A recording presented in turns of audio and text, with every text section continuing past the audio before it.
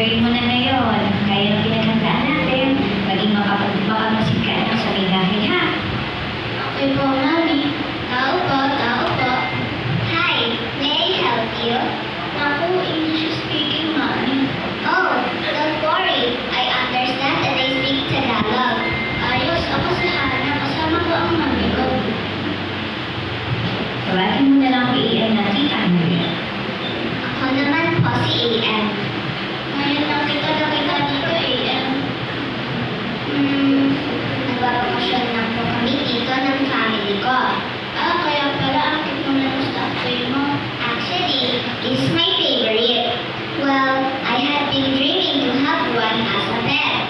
But my mom said it's impossible to have a bear as a pet.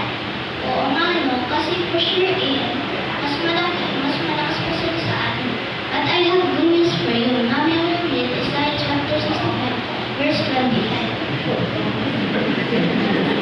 Ang lobo at ang kordero ay magiging tayo magkasama. Ang leon ay kakain ng bayan, igay ng toro, at ang kakiingin ng aras sa ilabok. Hindi sila mananakit o manihira sa aking banal na bundok, ang sabi ni Jehovah.